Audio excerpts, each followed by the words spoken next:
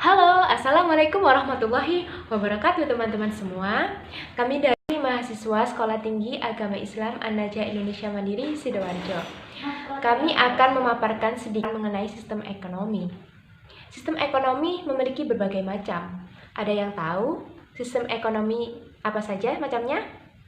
Ya, jadi sistem ekonomi itu terbagi beberapa macam. Yang pertama adalah sistem kapitalis, sistem sosialis, sistem campuran, Islam, dan Pancasila. Nah, yang Pancasila ini yang kita anut di negara Indonesia ini. Nah, kali ini kami akan memfokuskan untuk memaparkan mengenai sistem ekonomi kapitalis.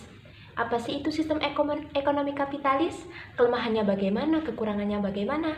Serta negara apa saja yang menganut sistem kapitalis itu? Nah, sedikit gambaran nih. Sistem ekonomi kapitalis lebih pada abad 18 Masehi dan dipelopori oleh Adam Smith. Tahu kan Adam Smith? Ya, bapak ekonomi. Nah, pada saat itu sebenarnya Adam Smith tidak memberikan nama kapitalis, melainkan masyarakat, sehingga disebut. Oke, tanpa basa-basi lagi, mari kita kupas tuntas tentang sistem ekonomi kapitalis. Pembahasan pertama adalah mengenai pengertian sistem ekonomi kapitalis. Sistem ekonomi kapitalis menurut Gregory Grossman merupakan sekumpulan lembaga-lembaga ekonomi dan unit-unit yang tidak hanya saling berinteraksi atau berhubungan, akan tetapi sampai tingkat saling menopang dan mempengaruhi. Pengertian ekonomi kapitalis sendiri merupakan sistem ekonomi yang memberikan kebebasan kepada masyarakatnya untuk mengatur dan menentukan pasarnya, sehingga masyarakat bisa mengembangkan dan mengetahui kemampuannya masing-masing. Awal berkembangnya sistem ekonomi ini ada pada pertengahan abad ke-19, di mana Inggris memiliki semboyan yang dikenal sebagai laissez-faire, yang artinya biarlah. Biarlah di sini diartikan sebagai biarlah pasar bekerja dan membentuk sistemnya dengan harga sendiri, sehingga sistem dan harga pasar ini ditentukan sendiri oleh masyarakatnya. Maka dari itu, sistem ekonomi ini sangat menekankan kebebasan pasar dalam membentuk sistem ekonomi masyarakat. Bisa dikatakan bahwa pemerintah dan penguasa tidak berhak dan tidak bisa ikut andil dalam membentuk atau mengatur sistem ekonomi ini. Selanjutnya adalah ciri-ciri sistem ekonomi kapitalis. Jadi di sini kami akan membahas tentang ciri-ciri sistem ekonomi kapitalis. Ciri-ciri sistem ekonomi kapitalis sendiri itu dibagi menjadi 3. Yang pertama, terdapat pembagian kelas masyarakat, pekerja, dan pemilik modal. Yang dimana kaum pekerja itu di sini sangat bergantung kepada pemilik modal, di mana pemilik modal yang akan menggerakkan roda perekonomian mereka dengan cara mendirikan usaha dalam sistem pasar yang bebas, sehingga terciptalah kelas antar pekerja dan pemilik modal. Sebagai contohnya di sini, misalkan ketika saya bekerja di suatu perusahaan, saya itu sebagai pekerja dan perusahaan itu sebagai pemilik modal, yang dimana nantinya saya akan digaji sama perusahaan itu atau pemilik modalnya. Dari sistem gaji itulah yang akan menggerakkan roda perekonomian para pekerja. Yang kedua, persaingan antara pengusaha sangat sulit untuk memperoleh keuntungan yang sebesar-besarnya atau profit motif. Di sini itu dikarenakan sistemnya adalah pengumpulan modal. Maka berbeda dengan yang membangun usaha itu dengan modal sendiri. Apabila ada peningkatan pendapatan, akan dinikmati sendiri. Pada sistem akumulasi modal, setiap pengusaha akan menerima hasil sesuai dengan modal yang diakumulasikannya. Ya, jadi di poin kedua ini itu terdapat yang namanya profit motif dan juga profit non motif. Yang mana profit motif itu ialah bisnis yang berorientasi pada keuntungan. Contohnya seperti perusahaan perorangan, CV, firma, dan juga PT. Nah, kalau untuk yang profit non motif itu tuh bisnis yang tidak berorientasi pada keuntungan. Jadi bisnis tersebut tidak mengambil keuntungan. Contohnya seperti yayasan, lembaga sosial, lembaga swadaya masyarakat. Kemudian yang ketiga, penentuan harga murni terjadi karena mekanisme pasar, yaitu hubungan jumlah permintaan dan jumlah penawaran. Karena dalam sistem ini tuh pemerintah itu tidak ikut campur dalam kegiatan pasar. Mereka hanya sebatas hal-hal yang tidak mempengaruhi harga-harga pasar.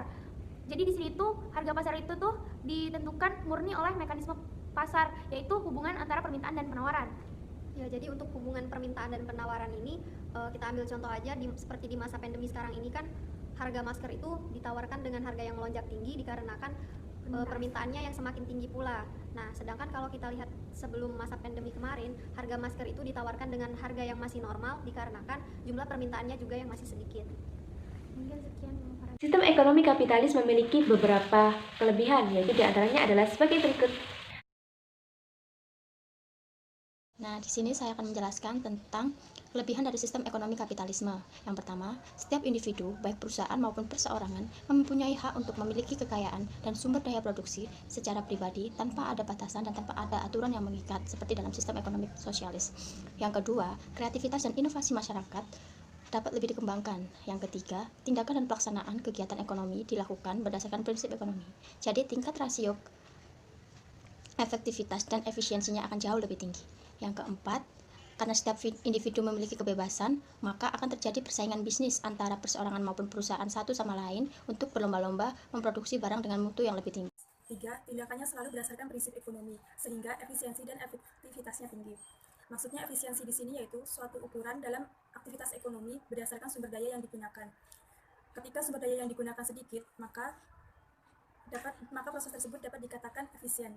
Sedangkan maksudnya efektivitas yaitu suatu keadaan yang menunjukkan tingkat keberhasilan suatu perusahaan. Ketika perusahaan tersebut dapat merealisasikan atau mencapai target-target dalam aktivitas ekonomi, maka proses tersebut dapat dikatakan efisiensi. 4. Setiap individu bebas melakukan kegiatannya, maka akan terjadi persaingan antar produsen atau perusahaan untuk menghasilkan barang yang bermutu. Ketika antar perusahaan mendistribusikan barang yang sama, maka akan terjadi persaingan dalam aktivitas ekonomi. Nah, yang menjadi pembeda di sini yaitu tingkat kualitas dan mutu dari produk yang dihasilkan. Selain kelebihan, sistem ekonomi kapitalis juga memiliki beberapa kekurangan, yaitu adalah sebagai berikut.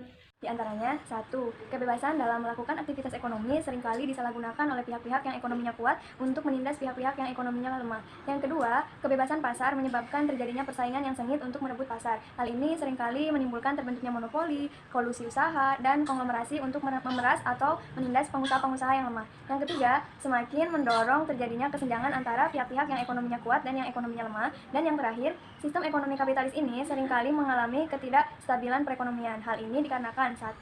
Negara dalam sistem ekonomi kapitalis itu tidak punya wewenang atau kuasa untuk melindungi para pengusaha-pengusaha yang lemah. Yang kedua, para produsen bebas memilih kepada daerah-daerah mana dia akan mengekspor hasil produksinya, dan seringkali para produsen ini mengekspor hasil produksinya ke daerah-daerah yang menurutnya itu menguntungkan dan akan memberikan profit yang besar, karena pada dasarnya sistem ekonomi kapitalis ini lebih mengedepankan bagaimana cara untuk mendapatkan laba yang sebesar-besarnya. Seiring dengan berkembangnya sistem ekonomi kapitalis, negara yang mulai baru ingin menggunakan sistem ekonomi kapitalis ini. Yang pertama adalah benua Amerika. Banyak sekali negara-negara yang menganut sistem ekonomi kapitalis, di antaranya yaitu Amerika, Argentina, Peru, Brazil, dan lain sebagainya. Yang kedua di benua Eropa. Di benua Eropa ini tak kalah banyak loh negara yang menganut sistem ekonomi kapitalis. Apa saja sih? Pertama yaitu ada Amerika, terus Belgia, di benua Afrika. Di benua Afrika juga ada yang menganut sistem ekonomi kapitalis. Zaire, Kuwait, Zimbabwe, dan sebagainya. Selanjutnya yaitu di benua Asia, benua kita sendiri. Benua Asia juga kalah banyak yang menganut sistem ekonomi kapitalis,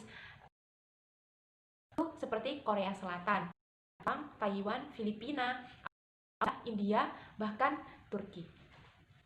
Bagaimana nih teman-teman mengenai pemaparan sistem ekonomi kapitalis? Semoga bisa memberikan wawasan dan juga manfaat ya kepada kalian semua. Kurang lebihnya kami mohon maaf. Wassalamualaikum warahmatullahi wabarakatuh.